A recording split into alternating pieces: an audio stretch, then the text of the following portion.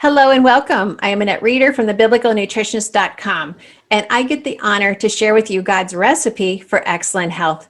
Yet today, I'm not here to share with you another food topic or another cooking class.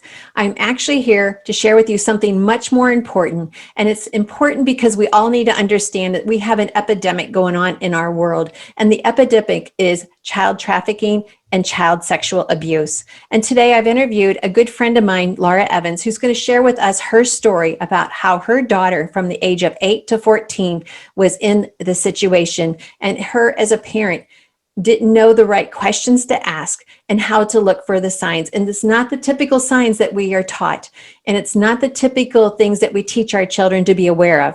Things happen in a much closer sphere of our comfort zone that we're not always aware of what's going on and how we can protect our children. So please listen intently to what Laura has to share. This is such an important message that we all need to hear. Number one is listen to what happened in the story. And then number two, listen to how God helped her through it. This is such an honor to interview Laura. Laura and I have been business partners in two different companies, and today we work together with a specific company that she's going to talk about at the end of the video. And it's always an honor to be mentored by Laura. And now that she has walked this road, she is sharing with everyone how they can be in the more preventative mode, and yet it's already happened around us, the sexual abuse, sexual trafficking, and how we can walk with God through the healing process. So this is my interview with Laura Evans.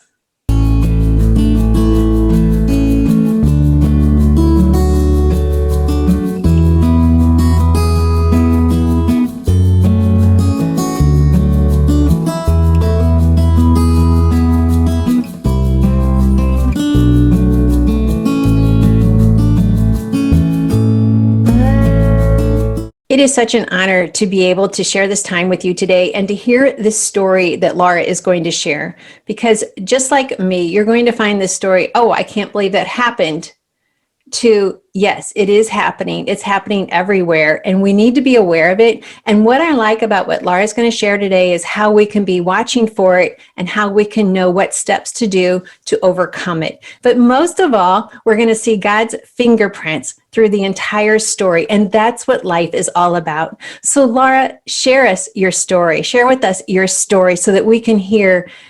I'm just already tingling when I just think about God's fingerprints in your life. Even though it was a struggle, he was there every step of the way. So before I say anything more, Laura, share with us what God did in your life. Well, Annette, thank you so much for providing this platform so that more people can hear, because I do believe that it's only by sharing our story that God gets the glory. And it's really important for me to not hide away from talking about difficult things. You know, this is not comfortable, but it's important. And it's not my story, it's God's story. It's the work that he did through a difficult time. And that's what life's about. I mean, life's not perfect. There are mountains and there are valleys. And it's kind of easier to go through the mountaintops and to wish that that's what life was all about. But that's not reality. And that's also not where we get the closest to the Lord. You know, we get the closest to the Lord when we can't solve the problems and we have to depend on him and his sovereignty to do it. So to tell you just an overview of what we went through as a family is, I've got four beautiful children, 3 daughters and a son. And one of our daughters, our youngest daughter, when she was 17, attempted suicide.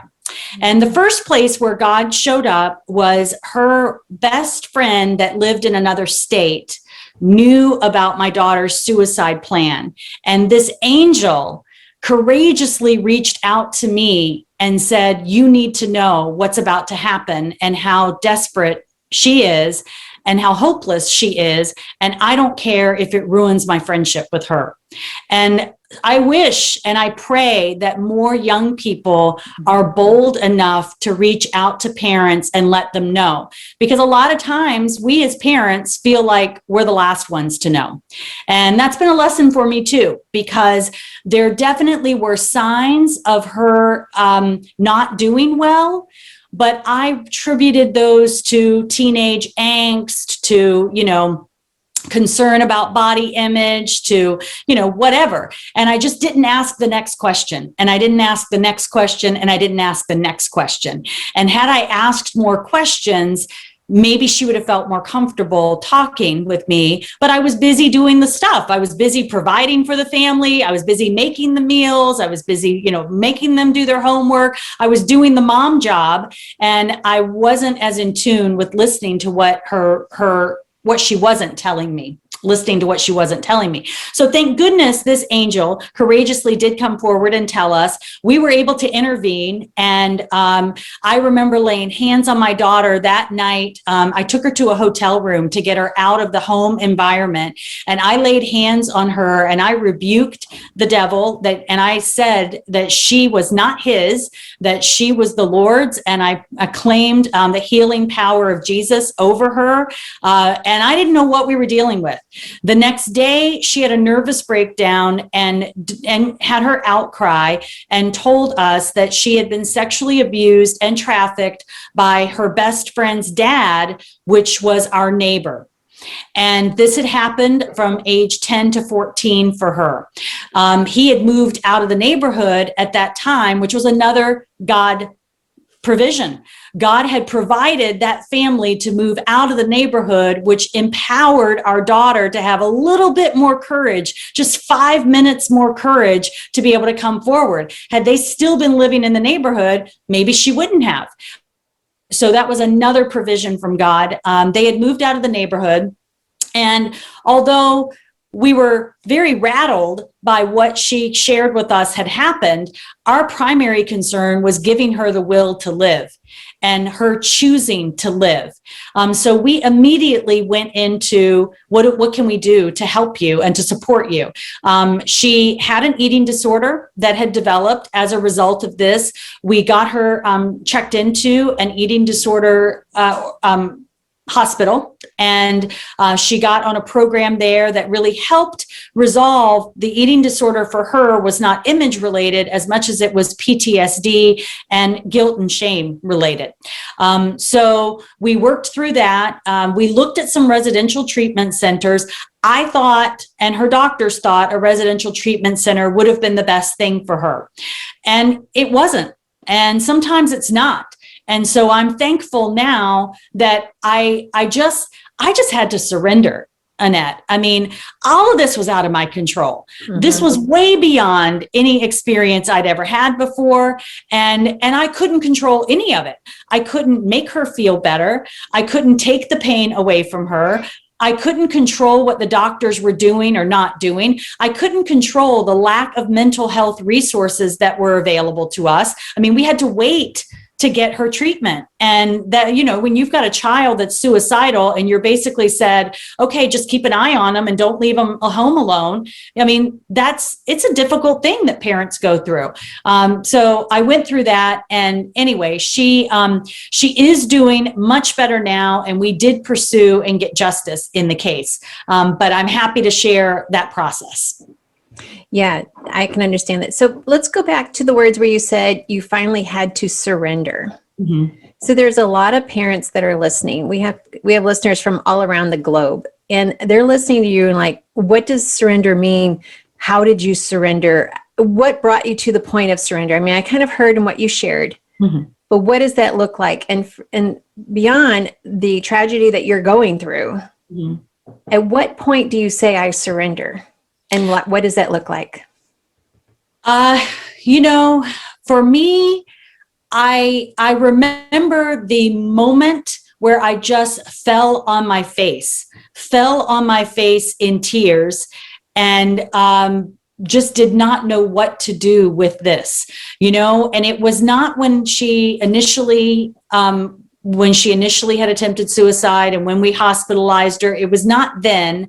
I feel like it was, I still thought I was in control. I still thought I could control things. I was praying, but I was also controlling. I was in, I'm going to direct this and move this. But it was just the subsequent events that happened after that caused more pain for her, that I was not in control. And I just remember being face down on the floor and crying out to God, you have to help us. I know this is not your will for us, and I am helpless. I do not know what to do. You have to bring your kingdom here on earth and help me. And I started researching. I read books. I read a lot of Christian books about child sexual abuse trauma and healing.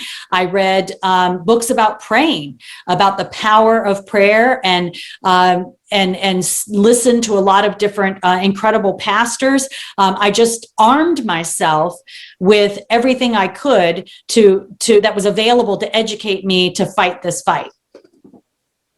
Yeah, that's what people needed to hear, is how you just filled every moment of your mind with God's answers, and then praying through those answers and just saying, Lord, this is yours. You know, he already knows how he's going to walk you through it. He already knows the answers he has for you. It's just a matter of you saying, this is yours, Lord. You already saw it coming. You already have an answer. And as you've said, also, even in what you shared with me before, is his fingerprints were all over it. And that's what I really love to grasp. Now, let's just take a step back just a little bit. So when you say you didn't see this coming, but then when you looked back, you saw the signs. Mm-hmm. Can you share with what other parents should be looking for, that there might be trouble in the horizon of what's going on in your child's life? Sure. And I want to tell you, this was the most popular dad in the neighborhood. All the children hung out at his house. He was a youth soccer, he was a community coach. He worked from home. He was the most popular, funny, friendly dad in the neighborhood. Church going family. The family gave birth to a baby girl during the time of my daughter's abuse. None of the flags were going off for me. All the things I was warning my kids about, which was, internet stuff and other creepy single guys that might have been in the neighborhood, or creepy older guys, or, all that stuff that I was warning them about was completely missing the mark. And I've learned that 1 in 4 girls is sexually abused before age 18. 1 in 6 boys is sexually abused before age 18. And 92% of the time, it is a family member, neighbor, coach, teacher, pastor, someone that has access to them that you have no idea is a wolf in sheep's clothing. 90% of the time. But a lot of what we hear about, which I think is on purpose because the enemy likes to distract and confuse us. A lot of what we hear about is the kidnapping and the overseas and all that. And that does happen, but that is the rare situation. The majority of time, it's the person that's closest to your children, or that you've given access to your children and you just don't know. And the best way to look out for the signs is she started having trouble with her stomach. She started having really bad stomach cramps. And we thought she was a gluten-free or dairy-free. We thought that was the issue. So we put her on a gluten-free, dairy-free diet. And that worked for a couple of weeks, maybe a month or so, but it didn't solve the problem. Then she started losing weight. She's losing weight quickly, and she wasn't eating much. I thought, she's a teenager. She's concerned about her body image. And, that's maybe what's on her mind and what she's thinking about. And we had changed her diet, so she wasn't eating as much junk food. So I thought maybe that's a good thing that, she's growing into healthy. And she had headaches. She started having headaches, started getting sick, like nauseousness. Those kinds of things, problems sleeping, agitation, anxiety, irritable. I mean, these were all the things, but I thought those were hallmarks of hormones of teenagers. Yeah. And you just described every teenager out there. And so it didn't occur to me. She didn't isolate herself from the family. She was engaged with family activities and events and travel and everything. She participated. So that didn't occur to me. I was on her social media. The whole reason I was on social media was to monitor her and her sister. So I was monitoring everything that was going on that I could see on social media. And so anyway, those are things that I've learned. And I've just learned that, like I mentioned earlier, I would have liked to have asked the next question, like, not just should we change something with your diet and should you take more of this supplement, and, less screen time so that you sleep better. But would I have asked the next question of, what do you think is causing this? And then whatever her first answer is, well, could it be something else? Is there anything else that you can think of that could be causing this? And reassuring her, as abused children are manipulated by the predatory abusers, that it's their fault and that they're the ones that are going to get in trouble. So you can't talk about this because I'm not going to get in trouble. I'm the adult. You're the one that is the problem here. Parents are going to be so angry at you. They're probably going to kick you out of the house. And then what are you going to do? How are you going to eat? How are you going to live? This is what they hear over and over and over again to control them. So I wish that I would have emphasized more to her. I mean, of course, I encourage them to talk with me about things, but I wished I would have emphasized more to her that there is nothing in the world, nothing that you could ever tell me that would change how much I love you. There's nothing that you could ever tell me that would change how much I love you. And as a young child, what I do with my grandchildren now that I've learned is I make sure that they know surprises are great. And surprises are fun. And we're going to do surprise parties and we're going to have surprise gifts. Secrets are not good. And if anybody ever tells you to keep a secret, you need to come and tell us right away, because secrets are bad, surprises are good. And I wished I would have ingrained that in her. I also wish, while I'm on this topic, instead of asking when she was play date at somebody else's house, which I will say she never spent the night at this house. These things didn't happen in the darkness. They happened in the daytime. They happened after school. They happened Saturday mornings. They happened in broad daylight, not in the darkness. But I wished I would have said, instead of saying what I think we all say to our kids is, were you good? Did you listen to Mr. So-and-so or Mrs. So-and-so? Did you behave them? Did you listen to them? That is not the right question to ask. The reality is your children typically do behave better out of your sight because they want to make a good impression with the other parents. Right. So you don't need to ask that of them. And instead, that reinforces that person, that abuser, is in control. So every time I asked her that, I was reinforcing that person was in control and that I would believe them because they were the adult over her. And man, I wish I could redo that. I would have asked instead, hey, did you have a good time? Were you comfortable? Did anything weird happen? Did anything weird happen that you want to talk about? Because grooming happens. It's not like the first time that someone gets abused, it comes out of nowhere. I mean, they're too sly and they're too sneaky for that. It gradually happens. It starts off with an off-color comment or an off-color joke, and then it goes to off-color content. And it just slowly creeps in and drips on the children until by the time that the abuse is taking place, they've almost been conditioned to think this is the next thing and that they should be obedient about it. They don't realize. And so anyway, I wish that I would have asked her, did anything weird happen? Anything strange or, unusual? And I don't care if she would have told me, yeah, I was at my friend's house and they had butter pecan ice cream and I don't like that. I mean, I don't care what she would have told me about, but the reality is it would have created that open dialogue for her to feel comfortable to tell me anything. And so you also mentioned that many times it's a relative. So you're saying even when they go to an event with the relatives, even if you're there, the question is still, did anything unusual happen that you're not used to? Yes, exactly. Asking those kinds of questions for sure, so that they feel like they can talk to you about anything, especially when it's a relative.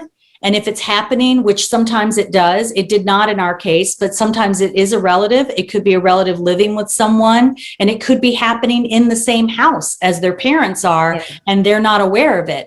And especially in those cases, the children interpret that as implicit agreement.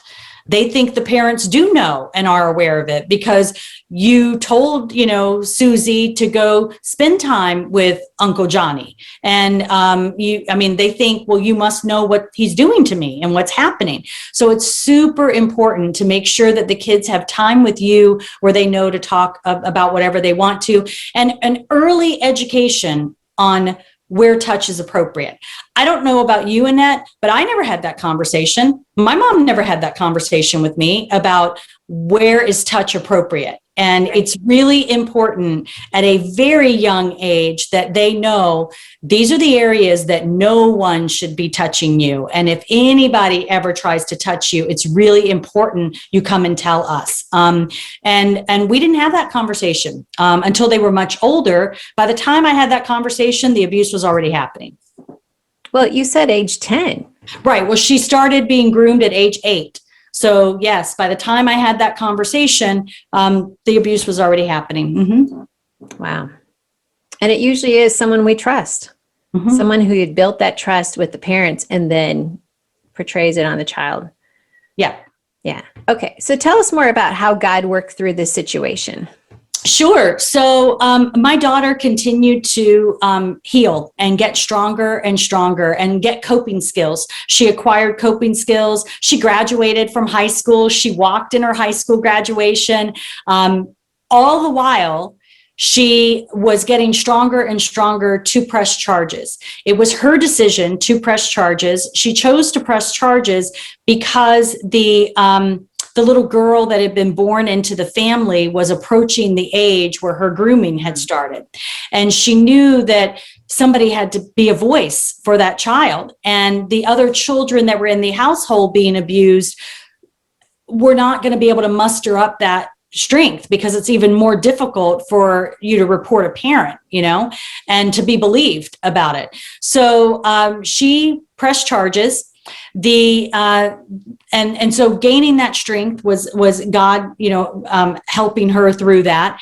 But also when she pressed charges, she named all the other children in the neighborhood and the household that had also been abused that she had been present for and was sure of, because there was child pornography involved and a lot of other kind of things. And there was only one of those, like several children, that when the police called them for a corroborating testimony for the arrest to happen, only one would agree with her and came forward. And that was the stepbrother of her best friend. He came forward, gave his video interview, deposition about it. And as a result, the gentlemen were arrested right away. It was the main abuser and his first cousin. And they were arrested right away. That gave her some sense of closure.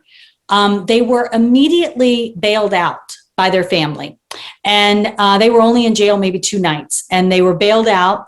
And it's not like it is on TV. On TV, this all happens within an hour, but in real life, victims go through years of the court system and the justice system. And that's where a lot of surrender had to kick in, because we had no control over that. But it was very painful for her because they were walking around free. She was unprotected. They knew it's legal that even though she was a minor reporting a crime, the person she accused was told who their accuser was. So they knew exactly who had turned them in. And that was very scary for her and for us. And actually, within a couple of weeks of that being turned in, the young man that had come forward and corroborated her story did mysteriously die on my daughter's birthday. And we feel quite certain that that was not an accident. The accidental nature of his death was unusual, but we've never been able to prove anything. But it was a very difficult time. I mean, imagine if you were her and you knew you were watching this play out, and all of the other kids turned against her because they regretted and resented that she had turned this guy in, because it made life more difficult. And they were embarrassed. They were guilty. They were ashamed. They felt guilty. They felt guilty and ashamed. And so we went through 1,000 days of on again, off again for the trial. We were going to have the trial, then we weren't. Then we were going to have the trial, no, we're not. Then we're going to have every 6 months for 3 years, we went through on again and off again trial, which was a lot of anxiety for her, a lot of stress for her, a lot of emotions for her. But then finally, we went to trial, and the first trial we went to, the abuser, he killed himself the first day of trial, the main abuser. That was difficult because that was him saying to her, I told you so. No one's ever going to find me guilty, and I'm not the one that was wrong here. And basically, just totally dismissive of, nobody's going to believe you, and now you can't prove anything either. Even though they had of evidence on his computer, they had a taped confession from him and all this other stuff. A few weeks later, we had the trial against his first cousin, where he trafficked the girls to his first cousin. And by the time that we went to that trial, in that 3 years, God had been working. God had been working on the other children so that they felt more comfortable coming forward and telling their story, which made it a stronger case. God had been working on me, certainly, on her. God had been showing up consistently and giving us a peace and a calmness and a strength and a certainty about it. And we even had a crazy thing happen, Annette, where when the main abuser killed himself, his mother went absolutely bonkers. I mean, she went out on social media. We felt sorry for her because he killed her house, and we felt sorry for her. We gave to the GoFundMe account that she created because we felt so badly for her for this happening. She immediately turned on the family and started berating the children on social media, and that they were liars and that they were responsible for the death of her son. Meanwhile, there's tons of evidence, his own confession, lots of video evidence, lots of child pornography evidence that was in his possession and his creation.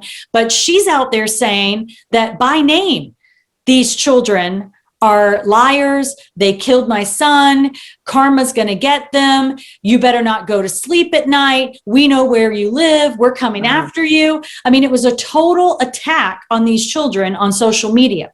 And I want to say, social media did nothing to help us and defend us. We reported it. We had the police involved. We had the district attorney involved. But because she showed herself like that, and we were in between before the next trial, we actually were able to get her arrested for a third-degree felony for retaliation against state's witness, which meant she had a restraining order for life that she could never be around these children, and including my daughter. And how that was God's fingerprints was God protected us from her being in the courtroom in the next trial, because she would have been a distraction and a disruption in the courtroom. And God protected us through that craziness that we went through that was really painful. He was protecting us. And then, we went to trial for the first cousin who the girls were trafficked to, and he basically got a life sentence. He was found guilty by a jury, and then the judge sentenced him. And everything had been so well handled by the district attorney's office that an appeal is so highly unlikely. They had buttoned up, they had plenty of time to prepare. And because he chose to have a judge sentence him instead of a jury sentence him, actually makes it even stronger. Because juries can be emotional and can be challenged, but a judge sentencing that knows the law is less likely to be appealed and challenged. And where he was sentenced to is a city in Texas that's the same name of my daughter. Oh my and God. We didn't even know that city existed. We didn't even know that city existed, but that's God. I mean, God is just showing us over and over again, I've got this. I've got you. Let me handle it. I can take care of it. I've got it. I've got it. Give it to me. it. And he just took care of all of those things. I have another amazing story about the charity, the foundation that we created, and how God named that for us. But I can get into that next if there's some other things you want to ask about. So there's going to be a lot of people watching who are going to say, that was me. I was the one that was abused. Mm-hmm. How did your daughter heal? How did you heal? And what advice can you give to people who are still in the hurting process? And some of them, it was a week ago. Others, it was years ago. It's hard to make sense of how things like this can happen. And it's hard to reconcile. And I will say that I believe it's authentic and honest to go to God and ask those questions and to be angry and to he's your best friend. He can handle it. You know, he knows you're thinking it, so don't hold back on it. And there were some times when I was crying that was more like screaming, and I was angry about what was going on. But I had to get those emotions out to be able for him to fill me back up. And I relied a lot on the Psalms. I mean, I read Psalms out loud. For some reason, what the psalmist went through connected and resonated with me in a way that I had not read it before. And it really made a difference for me. There are books such as a book I just bought for a friend yesterday called We Are the Least of These, reading the Bible through the eyes of someone that's been sexually abused. Wow. Because there's some really triggering stories in the Bible. And there are some misinterpretations of, not misinterpretations, but it's very difficult when you've been abused by men, which is typically the case, to warm up to and be receptive to messages from men about it and about the Bible. And this is a female theologian and doctor that wrote a great book. The other resource that made a big difference is there's a Christian author and speaker, survivor, Nicole Braddock Bromley. She has a podcast called I Am One Voice, where she believes in creating one voice around fighting child sexual abuse and trafficking. She wrote her first book called Hush. Hush is an excellent book for someone that's been abused or for someone that loves someone that's been abused. It's not a very long read, but it is basically about here's what happened to her, here's what it made her think about what happened to her, and here's where God's truth was. And the contrast between what she thought and what the enemy wanted her to think and versus where God's truth was. So it's a very empowering book from a Christian perspective. And she has a series. She has a book called Soar. She has a Bible study for those that have been sexually abused. Just a great resource on her website, I Am One Voice. And I also, doing for others was a way for us to heal, a way for us to get our mind off of this happened to me and this happened to us, was how we could serve others and how we could use this to serve others. I am so well aware. I'm very involved as a support figure for parents of sexually abused children. And so often the story is not the way our story is. So often it's not getting better and it gets worse and the court system fails them. And so often it's not like that. And my heart goes out to them. And I don't have the solution. I don't understand the reason why. But I do know that God is sovereign. And I do know that what the enemy means for evil, he can turn it around for good when we discover his purpose in it. And I don't know, I don't like it that bad things happen, especially to children. I don't accept it. I fight against it. I educate on prevention and turning in these predators and fighting against it, just like a lot of the activism that I've done around child pornography. But I also trust in God. and I trust in and where he's going to work it out, because he's shown me that he will do that. He will work it out, and it's in his timing. So. Yeah, I appreciate that. I know a lot of people are going to appreciate that too. So is there anything else that your daughter did to help to heal? Was there any other elements that you incorporated to help her to heal? Yes, both of us, I mentioned we were looking at our diet and we looked at nutrition, and both of us researched and discovered more about the connection between how we feel is not just in our brain, but is also in our gut. It's no wonder that she had the cramping, and she had the knots in her stomach, and she had the nauseousness, and she had the headaches. That was all kind of the repulsion from her body of what was being done to her body and how she felt about it, the guilt and the shame that she felt about it. And she just wanted to get it out. But she didn't have the coping skills to know how to do that. But we also know that trauma and stress, chronic stress, deteriorates your gut microbiome and therefore compromises the optimum performance of your body, of how your mind and your gut communicate with one another, how your nervous system functions and communicates. And so we began to research and apply what we had learned, including supplements and other types of programs and techniques to improve our gut microbiome, get it in balance, to help us have calm and less stress, to control our stress, to sleep better, all of those kinds of things that are so important to function well physically. So we took care of ourselves, which I think is important. Yeah, I appreciate that. Is there any specifics that you want to mention for people to say, okay, give me some specifics, give me your top 3 recommendations. How do I heal this gut? I've been through the same situation. How would I get started on this healing? Yeah, I would say that first and foremost, not all supplements are created equal. And not all probiotics are created equal.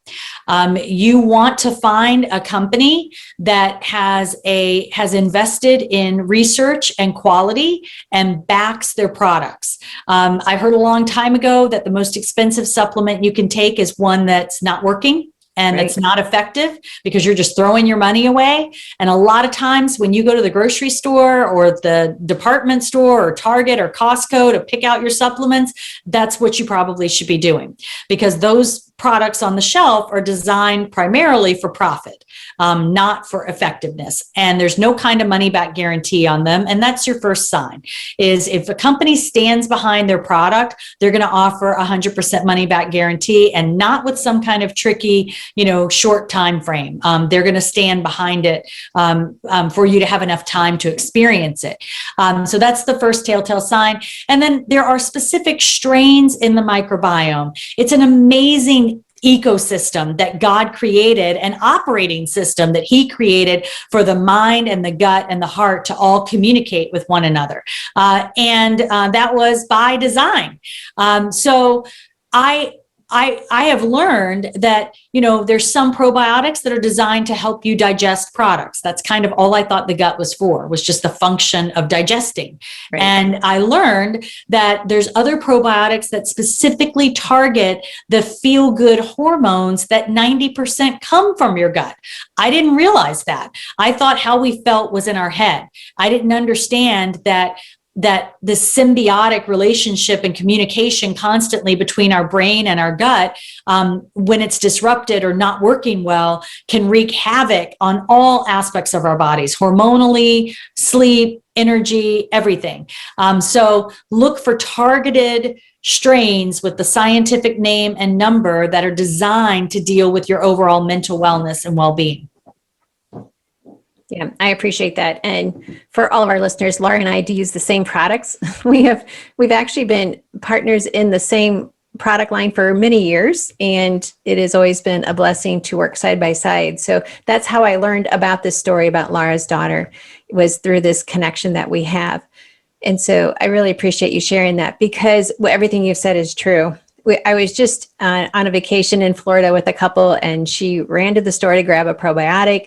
She brought it home. She used it the next day. She's like, "Oh, Annette, you're right. Probiotics work. I feel so much better." And I said, "Well, let me read your label."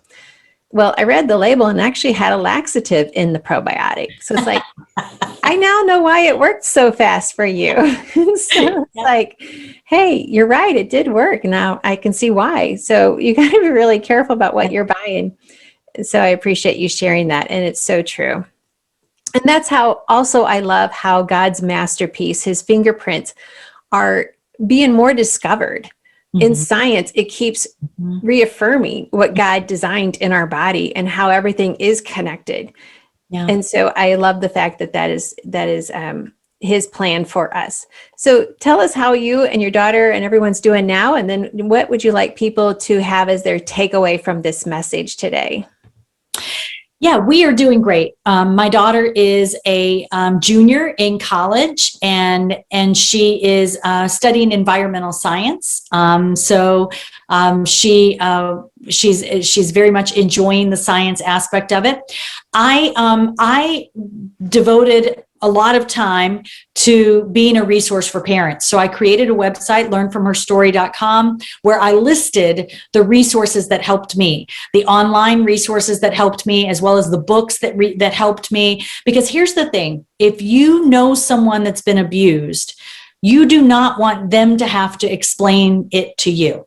You need to, if you love them, you need to go out and figure it out yourself about what does it feel like to be them. Don't make them relive it with you. Let them relive what they have to relive with their therapist. And that's the thing that I would say too, is mental health therapy is so important.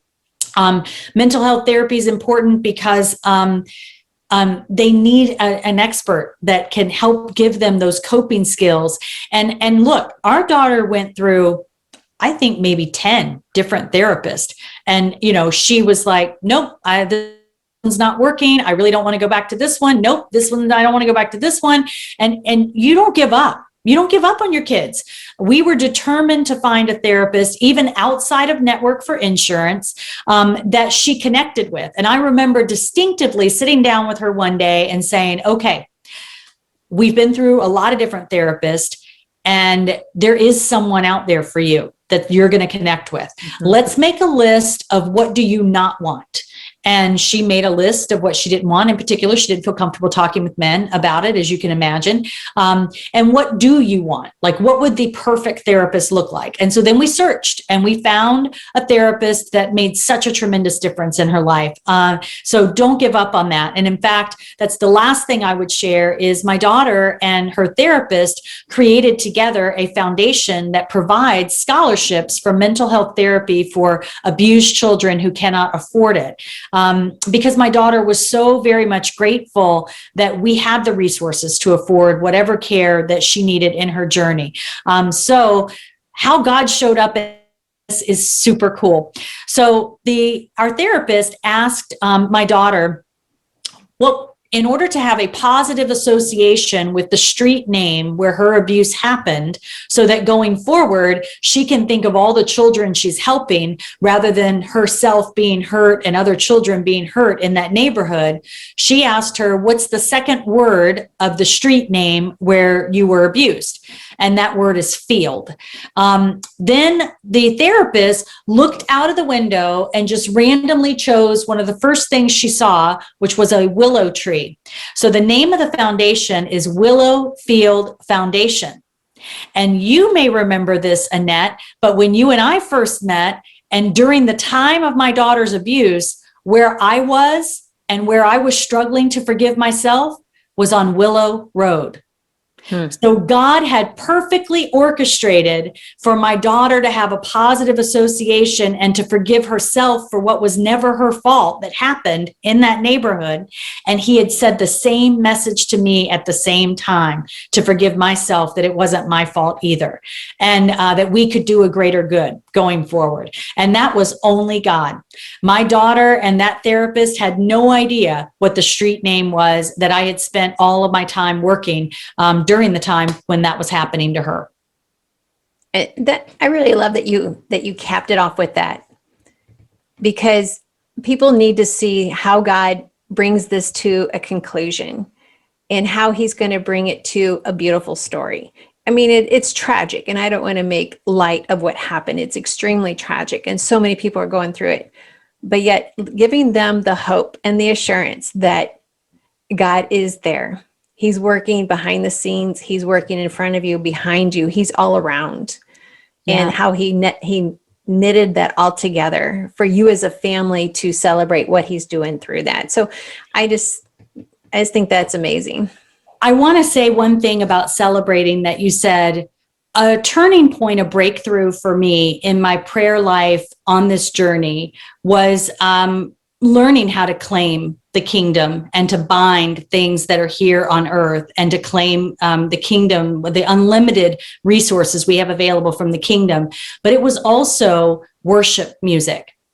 I mean, I know I confused the devil when I praised the Lord and worshiped him out loud. I mean, sometimes those songs, I put a playlist together that my daughter and I would listen to. And I remember on some really tough days, tearfully going through those songs, but sometimes I didn't have the words for it, but the songs were the words for it for me to praise him and for me to declare, who you say I am in this, and your ability to break chains and your ability to heal this, I know you can do this. And so in my spirit, worship music spoke what I couldn't. And I would just say that is definitely a breakthrough strategy I learned in this that I'm certain made a difference for my own healing and acceptance, but I know was a sweet aroma to the Lord as well. Totally. Praise and fear cannot coexist. So it just doesn't work that way. So, and how many times does God's word teach us to sing songs of praise, to come to his house for worship, to come into the sanctuary and to just experience him? And so, okay, Laura, I just want to thank you so much for sharing this story. I know it's a very personal story. I know it was a struggle in the beginning, but yet God has worked through it. And I know so many people are going to be touched by your sharing this. And that is what we need. We need people to step out into the light, realize it wasn't their fault. And yet God is waiting there to walk them through the same journey that you walked on, to see how he's at work to help them to heal. And that's what's important. So as the biblical nutritionist, I'm not just about food. It's just as much as we are spiritual as we are physical. And that physical encompasses all areas of our life. And this is where God is at work. And so I just want to thank you so much for joining me today. I always enjoy talking to you and I always learn from you. You've always been a great mentor of mine in all areas of life. And so I've always enjoyed that. And I know I'll be seeing more of you, but is there anything else you want to leave with our audience before we go? No, that's fine. That's fine. Thank you so much. Thank you for your time and thank you for giving a voice. I believe that darkness cannot exist where light is. Exactly. And Ephesians 5:8, I saw interpreted as a way of, I once was afraid of the darkness until I realized I am the light and the darkness is afraid of me. And that's something that we proclaimed over this story, that we are shining a light. Yeah, light chases away the darkness. So thank you very much. So I am Annette Reeder, the Biblical Nutritionist, and you can catch us at thebiblicalnutritionist.com. In the show notes of this video and this podcast, you will find all of the links of everything that Laura shared with us. So if you didn't get it written down as she was sharing, we will share with you the books and the websites that she mentioned, and you can connect with her there. So I just want to thank you for watching and thank you for joining us. Be sure and hit the like, subscribe, all of those things so that we can stay connected throughout more and more teachings from God's Word. So thank you, Laura. Thank you, everyone who's watching. And I look forward to serving you more of God's recipe for excellent health. And always remember, the number one ingredient is to remember that God loves you. No matter what has happened, God loves you. And that's the number one ingredient, is to understand that and just speak those words, God loves me. Thank you for watching.